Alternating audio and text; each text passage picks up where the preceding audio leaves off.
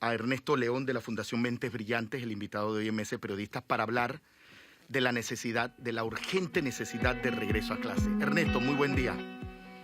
Bienvenido a Mesa de Periodistas. Buen día, Axel, Fernando, Sabrina. Gusto de saludarlos y a toda su audiencia. Ernesto, ¿es la prolongación del año escolar lo que realmente nos va a permitir recuperar lo perdido en medio de esta crisis? Te escuchamos, Ernesto. Buen día. Buen día. Mira, la verdad es que, más tiempo en el aula de clase puede apoyar la recuperación. Eso es una realidad. Pero el tiempo perdido es relativo. Se habla de que un día perdido de clases para recuperarlo corresponde a 3. O sea, no hay tiempo suficiente en el calendario para decir vamos a cubrir con lo que se ha perdido, vamos a recuperar el ritmo. Recordemos algo, de la pandemia venimos con un letargo educativo. No una ausencia de educación, porque si bien es cierto, había cierta comunicación virtual a través de plataformas y demás, pero es un letargo. Entonces, ahora tratar de volver al ritmo como se empezó en los primeros meses, y esta interrupción es gravísima. A mí me han preguntado varias veces cómo lo consideramos. Yo considero que es devastadora para la educación, porque la realidad es que no se recuperan los aprendizajes de la misma forma. Sobre todo, uno puede decir, en primaria o en premedia, lo que llamamos secundaria, primero, segundo, tercer año, podemos tratar de recuperarlo el siguiente año. Ojo, ya venimos con una deuda de hace 2 años. Pero ¿qué pasa con los estudiantes graduandos? Los exámenes de ingreso a la universidad no van a esperar a que ellos terminen 2 o 3 meses más de clases. No están preparados los muchachos para pasar esos exámenes universitarios. Ya venimos con ese letargo educativo de la pandemia. ¿Y ahora qué va a pasar? ¿Qué pasa con un estudiante que no logra pasar su examen de ingreso a la universidad? ¿Qué pasa con los estudiantes que dicen, bueno, ¿sabes qué? Tengo que irme a trabajar. Estamos pasando por una crisis económica. Entonces, esta ausencia de que este paro de clases trae deserción, abandono, fracasos. Entonces, tenemos que poner mucha atención a lo que está sucediendo y terminar esto para que una generación no se vea tan lastimada como lo que está pasando ahora mismo. Fernando Martínez. Sí.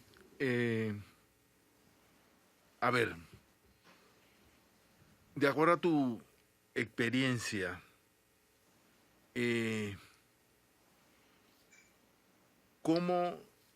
¿cuáles serían las herramientas? Que yo he escuchado que hay el Ministerio de Educación ha puesto en marcha, ahora sin duda afectados, algunos planes para recuperar el rezago de la pandemia. Es más, yo tengo entendido, no hay data. O sea, el Meduca, por algún motivo, no carece de data. Yo tengo entendido que en la pandemia hubo muchos estudiantes que ni siquiera fueron atendidos, otros que fueron medianamente atendidos y otros. Y los resultados, tampoco es cierto que las pruebas PISA, las pruebas ERCE, esa es una herramienta, pero los resultados para evaluar realmente el grado de asimilación, de beneficio que hayan tenido los estudiantes, no, esas herramientas son mucho más del día a día, más de la escuela misma, de la relación docente-estudiante. Y persisten temas como el abismo tecnológico en el docente, en muchos docentes, en muchos educadores. Persiste el problema de educadores que nuestro sistema educativo tiene una edad promedio muy alta y educadores que se han ido quedando tecnológicamente atrás y que siguen con viejas herramientas y que esas viejas metodologías o pedagogías no permiten incorporar lo que de nuevo pueda aportar el conocimiento científico para la actualización y la recuperación de los estudiantes. Entonces, ¿qué realmente debemos hacer? ¿Qué herramientas tenemos para recuperar el rezago? Mira, Fernando, yo lo veo desde varios puntos de vista. El Ministerio de Educación ha puesto herramientas. Y ahí sí tengo que ser muy consecuente y decir que Panamá ha hecho el esfuerzo, como Ministerio de Educación. Se cambió o se modernizó el plan de enseñanza de la lectura, la escritura y la comprensión lectora a través de un programa que se llama Aprendamos Todos a Leer. Sin embargo, eso representa que el docente, el maestro, tiene que cambiar y aprender esta metodología nueva, moderna, para que el estudiante de primero, segundo, tercer, cuarto grado, primaria, aprenda mejor. Y la cantidad de maestros que se han formado es mínima. Entonces, entonces también, hay parte y parte, hay un tema de liderazgo también, porque tienes que decir, esto es obligatorio, lo van a tomar todos sí o sí. No puedes dejarlo a la libre. Lo otro, se invirtieron millones de dólares en unas guías didácticas nuevas. Español, ciencias naturales, ciencias sociales, matemáticas, para primaria y premedia. Los docentes igual tienen que formarse en el uso de estas guías. Estas guías reemplazan los libros de texto que el padre de familia tenía que comprar antes. El ministerio se los está dando. De nuevo, no se llega a la cantidad de docentes que tienen que formarse. Solamente la mitad de los maestros de primaria están tomando el diplomado del Ministerio de Educación. Otro programa se llama PRISA, para recuperación de los aprendizajes. De nuevo, falta de que los docentes ingresen y aprendan estas metodologías activas para que los estudiantes recuperen su aprendizaje o el tiempo perdido. Plataformas digitales, me quedo y me voy a robar esa. Abismo tecnológico. Panamá es el único país de Latinoamérica que está construyendo una plataforma propia con todo el contenido educativo para que los docentes y estudiantes sigan y refuercen las metodologías que están utilizando para aprender. Y la utilización no es la que se quiere. No es una plataforma tecnológica para la pandemia, es una plataforma tecnológica que va a permitir que los estudiantes recuperen más el tiempo perdido, aprendan de una manera interactiva y que los docentes puedan utilizar técnicas como el aula invertida. Yo te mando a que veas videos, contenido, y aquí en el aula vamos a hacer ejercicios, proyectos y demás. Entonces, la piedra angular, que a la vez es nuestro talón de Aquiles, sigue siendo el docente. ¿Por qué? Porque si el docente no está, porque tenemos una cultura en la que el estudiante, si no le dicen y no lo mandan a hacer algo, no va por sí solo. Y eso nos está costando. El docente tiene que motivar al estudiante, tiene que guiarlo, tiene que darle la ruta para que él siga. Y en estos momentos no está el docente. Entonces, este mes perdido representa una pérdida terrible para el sistema educativo. De nuevo, los estudiantes graduandos son los que más están en riesgo, porque al no poder ingresar a la universidad, esos estudiantes van al trabajo informal. Probablemente estamos en una crisis económica. Si el trabajo informal no funciona, pueden caer en otro millón de males sociales y tenemos una sociedad con una generación que no va a ser productiva y que puede caer en otras cosas. Entonces, ¿cuál es la solución o la recomendación? No es solamente que estén más tiempo, que cubran las vacaciones con lo que se está perdiendo, es que utilicen las herramientas que tienen los docentes, los estudiantes. Mensaje para los estudiantes: aprópiense de su aprendizaje. El futuro es de ustedes. Ninguno de los docentes que están haciendo huelga va a irles a ayudar a buscar trabajo el día de mañana. Ninguno de esos docentes va a ir a sentarse con ellos a ayudarles a estudiar para su examen universitario. El estudiante tiene que apropiarse de su futuro y están las herramientas, entonces hay que usarlas. Sabrina Bacal. Sí, antes de hacerte la pregunta, Ernesto, yo quería hacer dos reflexiones. Una cosa bien paradójica, y es que si bien el trasfondo de estas protestas es la desigualdad socioeconómica, no hay nada que agrande y que incremente más esa desigualdad socioeconómica que la brecha educativa y la pérdida en la calidad educativa.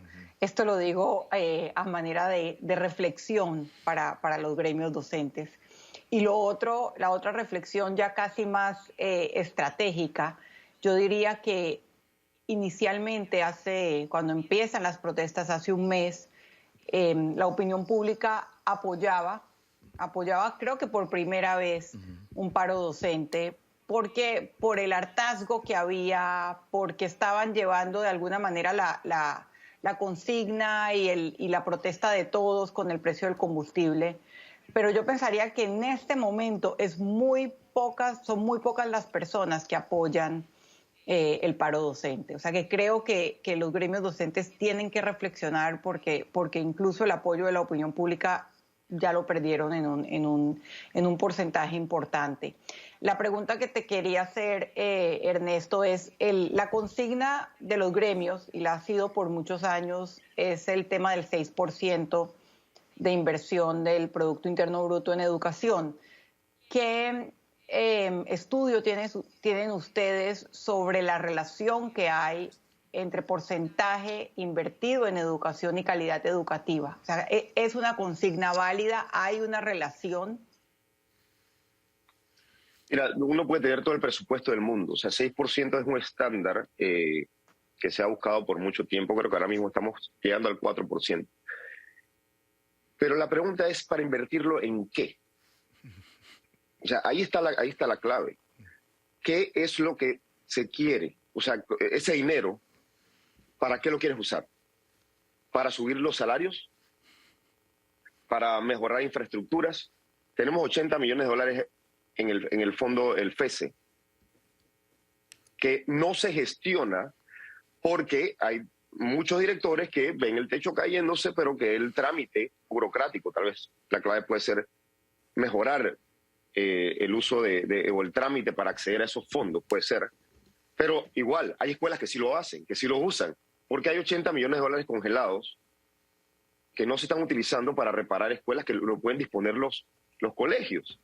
Entonces, a ver, yo quiero que me diga el 6%, pero ¿en qué lo vamos a usar?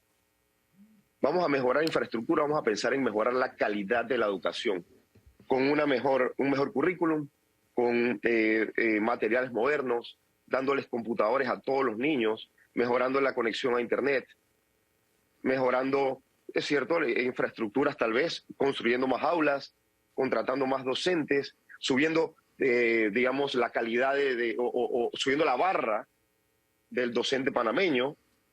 Entonces, a ver, el docente panameño es el mejor pagado de Latinoamérica, probablemente, ahora en estos momentos, después de los aumentos que se han hecho.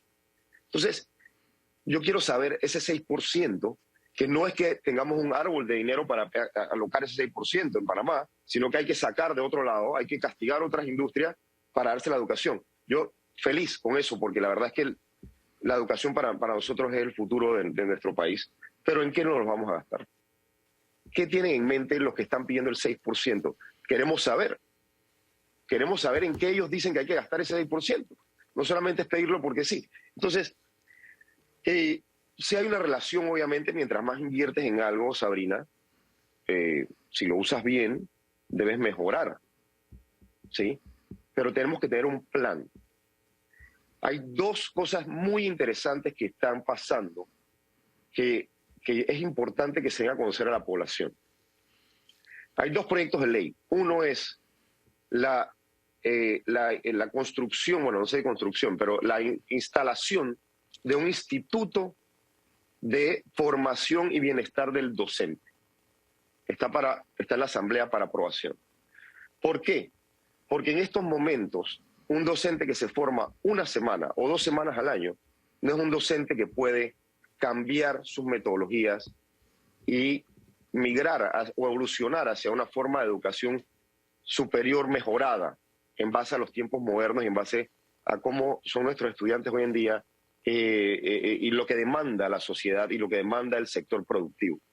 Entonces, este instituto busca extraer o sustraer al docente del sistema para que tenga un periodo largo de formación en el que pueda cambiar esa mentalidad, que pueda evolucionar y que pueda ser reinsertado nuevamente al sistema para producir un real cambio. Y la otra ley es la que crea la universidad pedagógica en la Normal de Santiago. En educación los cambios no se ven de la noche a la mañana, sobre todo en el Ministerio de Educación o el Kinder a 12, pero son buenos pasos para construir hacia futuro. Saquemos la política, saquemos los partidos de la educación y pensemos en un plan a largo plazo en educación, porque es la única forma de hacerlo. Entonces, si ese 6% va destinado a apoyar esas iniciativas, perfecto. Pero no salgamos diciendo queremos 6% del Producto Interno Bruto, porque sí. Eso es lo que tenemos que preguntarnos, Sabrina. Si más no me equivoco, usted dijo que el Meduca ha creado las herramientas para recuperar el rezago, pero que el docente no las usa. ¿Existe data sobre eso? ¿Qué cantidad de docentes están utilizando estas herramientas y cuántos no? Sí, y va mucho orientado al tema de digital. La verdad, Fernando, es que las herramientas, para que tengan ese impacto masivamente, la formación es digital, y lo digital sí deja una huella. ¿Ok? Entonces, por ejemplo, el curso de Aprendamos Todos a Leer, digital, que creó el Ministerio de Educación, la última vez que pedimos las cifras, no llegaba ni a los 1.000 maestros tomando el curso, no completándolo, tomándolo. Entonces, a ver, de primaria, que puede haber unos 20.000. Y el curso es digital, no presencial. Es digital, es un curso que tienes que tomar digital. Hay otras iniciativas presenciales, sí, es cierto, pero bueno, estamos saliendo de la pandemia. En la pandemia, ¿qué era lo que había? Digital. Muchas personas se han formado y han tomado maestría. Yo soy uno de esos que estoy terminando una maestría en el Tecnológico de Monterrey en educación digitalmente, sin nada que pedirle a lo presencial. Ya a nivel superior es diferente. Los diplomados de las guías didácticas, de nuevo, de tal vez unos 30.000 maestros, 25 a 30.000 maestros que hay en educación básica, primer grado a noveno, 10.000, 30% tomando el diplomado para saber cómo utilizar esas nuevas guías didácticas, que son los libros con los que están aprendiendo y van a aprender de aquí al futuro nuestros estudiantes. 30% de los maestros tomando ese diplomado. Entonces exigimos, pero ¿qué estamos dando a cambio? No se está pidiendo lo que está pidiendo, que crezcan, que mejoren, que utilicen las herramientas. Entonces, es el llamado nuevamente. Esto no es relajo. A ver, cuando uno hace una huelga, un paro, uno quiere hacer un contrapeso económico para que una o la otra contraparte ceda. ¿Okay? En este caso, el gobierno. En el caso de la educación, ¿qué es? ¿Cuál es el contrapeso? Estamos dejando de educar como docentes para conseguir ¿qué? Lo único que hay es afectación. Estamos hablando de una generación entera que no va a tener las mismas posibilidades a futuro que sus pares, niños pares de la escuela privada. O sea, no estamos hablando de afectaciones económicas ahora mismo. Estamos hablando de una generación probablemente afectada y que puede perderse.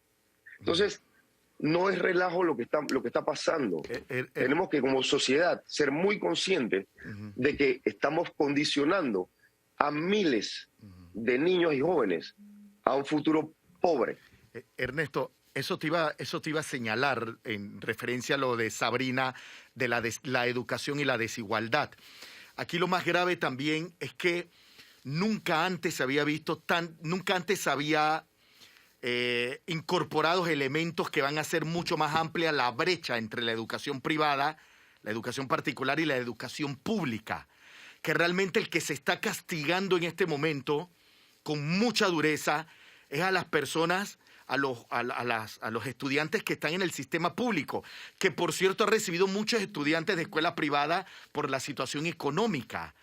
O sea, la reflexión de que si de verdad nosotros queremos combatir la desigualdad, que es una realidad en Panamá, lo que está sucediendo entre escuelas públicas y privadas está fortaleciendo, está reforzando enormemente a muchos estudiantes de escuelas públicas a la pobreza. Y como tú dices, como un factor importante a los docentes que son los llamados a generar los cambios para que ese joven, para que ese estudiante salga de la pobreza. Así es, mira, yo veo un futuro muy, muy complicado, porque lo mismo que se está peleando en las calles, estamos generando lo mismo. La educación es la base de todo. La educación permite que un adulto discierna por quién votar. La educación permite que entienda cuáles son los modelos económicos favorables y no favorables. La educación permite una sociedad mejor o peor, o la falta de educación hace una sociedad peor. Y estamos condenando. Miren, si esto hubiera pasado en otra esfera de tiempo, bueno, uno puede decir, ¿sabes qué? Bueno, vamos a recuperar y demás. Pero venimos de una pandemia, venimos de la catástrofe educativa más grande del último del siglo, en donde los estudiantes estaban fuera de las aulas y Panamá no tenía las herramientas para poder garantizar una educación a distancia. Y ahora caemos en esto. O sea, es un agravante. Para los profesores matemáticos es a la n potencia de agravante lo que está pasando. No solamente desde el punto de vista académico, y por eso no hemos tocado la parte socioemocional. O sea, la catástrofe educativa que representó la pandemia, que todos los organismos internacionales, de UNESCO, UNICEF y todos hablan, no es solamente papel, es real. Nosotros en la Fundación estamos recibiendo jóvenes con estrés, ansiedad. Miren, la preocupación de los adolescentes es, si yo no paso el año o fracaso en las notas, pierdo la beca universal, ACU. Y le voy a dar un dolor de cabeza adicional a mis papás que perdieron el trabajo, que están pasando por problemas económicos en la casa. Entonces, ¿cómo ustedes creen que eso impacta, Fernando, Sabrina, Axel, en la educación, en la psiquis de ese estudiante que tiene que prestar atención? Y ahora caemos en un mes sin clases. El Ministerio de Educación tiene dos opciones. Mide realmente, y hay un 40% de fracaso en duodécimo, lo que colapsa el sistema, porque traes estudiantes de undécimo que se chocan con los de décimo. No hay aulas, no hay docentes, no hay escuelas suficientes para atender una población de duodécimo que crezca 30-40%. O los pasa a todos. ¿Sabes qué? Bueno, hubo huelga, o sea que vamos a pasar a todos y que se gradúen, que salgan del sistema, y me tapo los ojos y los saco del sistema. ¿Quién recibe o quién adopta ese problema? Porque es un problema. Tienes estudiantes que no tienen los conocimientos para pasar un examen universitario. Tienes un estudiante que difícilmente puede insertarse al mercado laboral. No tiene las competencias para realizar trabajos que demanda la industria, sobre todo a nivel tecnológico y demás. ¿A dónde va ese estudiante? A un trabajo informal que no genera impuestos, no genera ganancia para el Estado, que luego el Estado va a tener que cargarlo. Estamos produciendo los futuros ninis, los ninis. Vamos a ver mucho de esa palabra nuevamente en los próximos años, y eso conlleva tal vez a delincuencia y a otra serie de males. Entonces, hay que prestarle mucha atención a lo que está pasando, porque no pensemos que tal vez porque somos parte de una sociedad adulta, tal vez ya no tienen hijos en edad escolar, que esto no nos afecta. La educación impacta a toda la sociedad, a todos. Hay que volver a las clases. El impacto académico, socioemocional de los muchachos, de los niños, está gravemente afectado. Una pregunta final. Bueno, tengo dos preguntas, pero una de ellas es la ausencia de la supervisión académica en nuestro sistema educativo. Si eso ha cambiado, porque un problema serio es que al no haber suficiente o adecuada supervisión académica, estoy hablando de los docentes, pero también del proceso mismo, del proceso educativo mismo, entonces es que hay tantas irregularidades. Tampoco tenemos un sistema de formación y actualización docente como hay en otros países. En otros países los educadores trabajan de lunes a sábado, de lunes a viernes, están en países desarrollados, están en las escuelas, y los sábados es el día de actualización. Porque un profesor de química que no se actualiza en esta era de los nativos digitales, sus alumnos son digitales y saben los cambios que están ocurriendo en la disciplina que están aprendiendo, y si no se actualizan se quedaron atrás, se quedaron con conocimientos que ya no son, que simplemente científicamente cambiaron. Y también yo quería preguntarle, además de este tema de la supervisión que me parece fundamental, preguntarle qué pasó con esa cosa que se llamaba COPEME, que fue creada por ley y que tenía una hoja de ruta para hacer los cambios que había que hacer en el sistema educativo. Yo hace rato que no oigo hablar de eso. Mira, la supervisión, la única forma, Fernando, en esta era moderna de obtener supervisión es a través de la tecnología. Correcto, por redes.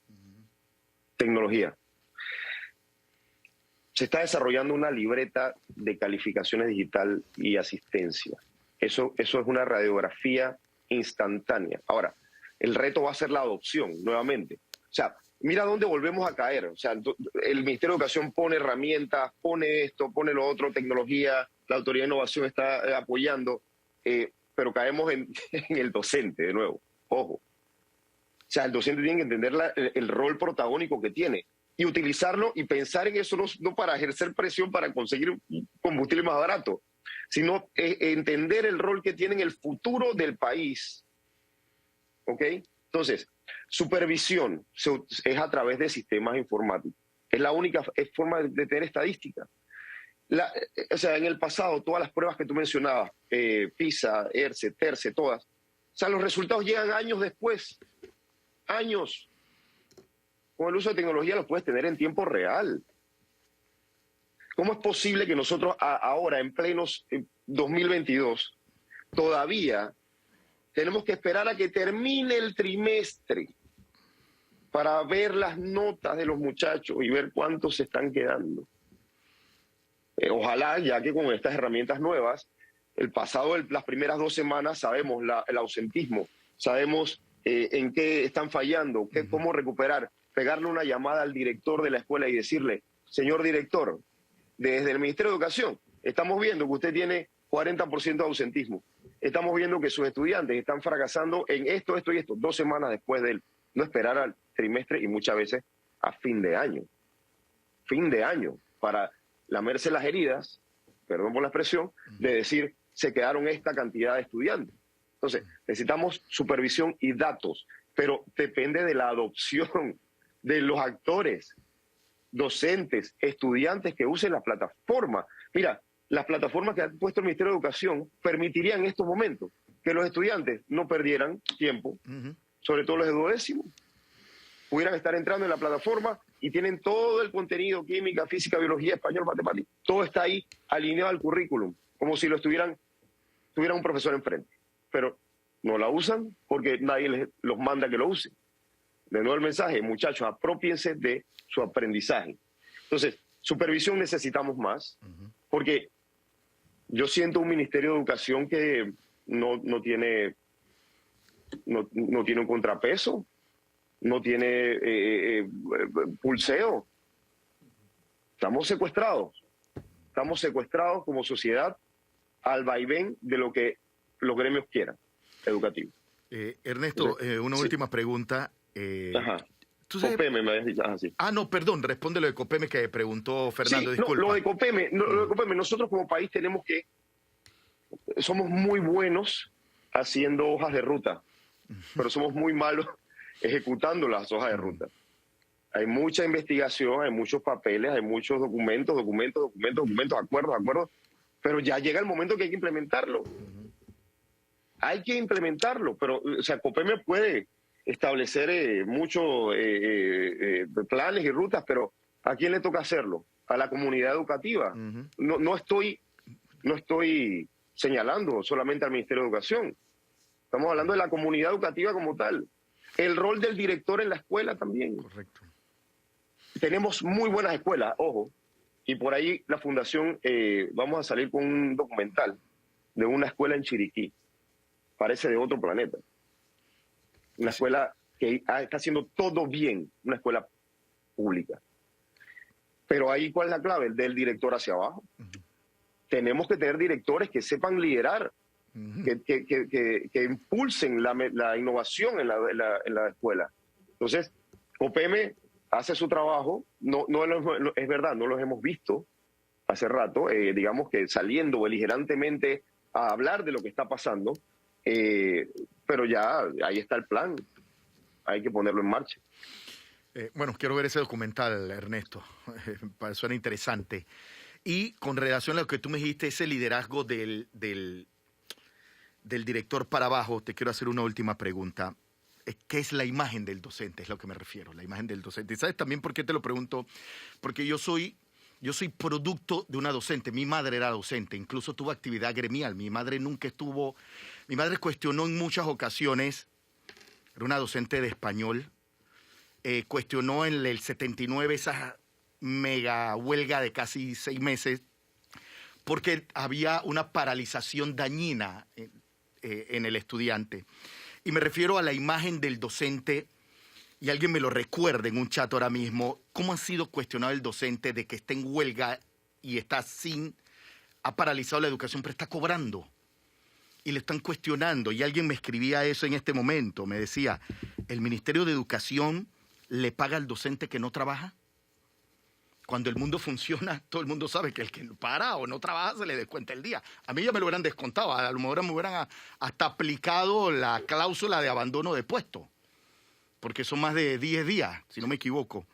Entonces, a mí lo que me preocupa también es la estructura de la imagen de ese docente, de que hace años atrás era una figura de prestigio importante, era la figura más importante del pueblo, del interior.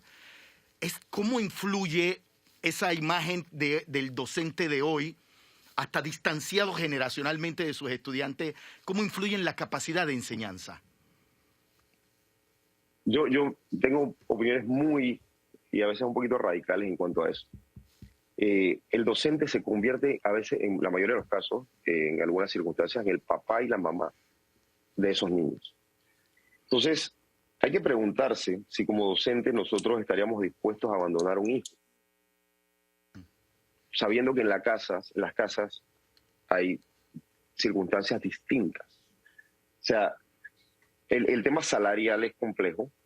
Yo ayer me hicieron una pregunta para un diario y yo dije, el salario de un mes que se le paga a todos estos docentes que no han trabajado, que no han dado clases, con ese salario se podría comprar una computadora para cada niño o adolescente de educación media, 10, 11 y 12. Un mes, ojo, o sea, tenemos que estar muy conscientes de cómo, o sea, de la responsabilidad que se tiene. Y de nuevo, no es una afectación económica, un contrapeso económico que yo quiero que los docentes, o sea, si bien los docentes no están peleando salario en estos momentos, el docente panameño es el mejor pagado ahora mismo en la región. ¿Ok? Entonces, de nuevo, un llamado a la responsabilidad que se tiene en el sector educativo, que tenemos para el futuro de este país. Y realmente yo pienso que llega el momento de que los padres de familia y la comunidad educativa empiecen a ejercer esa presión. Yo no he visto, lamentablemente, padres de familia y estudiantes también peleando por su educación. Han salido dando unos comunicados, pero los padres de familia deberían decir ya, suficiente, y salir a la calle diciendo, este es el futuro de mis hijos, es el futuro de ellos. O sea, ¿cómo después de una pandemia vamos a caer en una huelga un mes? No puede seguir, y ponerse la mano en el corazón y entender cómo estamos pagando sin educación. Y la recuperación, no me vengan con eso de recuperación, de que extender el periodo escolar no es lo mismo. No es lo mismo. El tiempo perdido no se recupera así tan fácil. Entonces, esa es la reflexión. De nuevo, número 1, llamar de vuelta a las clases. Número 2, si no pasa, jóvenes, estudiantes, sobre todo los de graduando, usen las herramientas que les está dando el Ministerio de Educación. Su futuro está en juego. Ernesto León, Fundación Mentes Brillantes. Gracias, Ernesto, haciendo un análisis de la difícil situación de la educación en Panamá, ya golpeada por la pandemia, la catástrofe, como la han llevado, es verdad, la catástrofe global en la educación provocada por la pandemia y ahora empeorada por una situación que de verdad no se justifica mantener las escuelas cerradas. Ernesto, muchas gracias. Nos vemos pronto. Bien, gracias a ustedes. Saludos. Saludos, Ernesto. En honor a los oyentes que han estado escribiendo,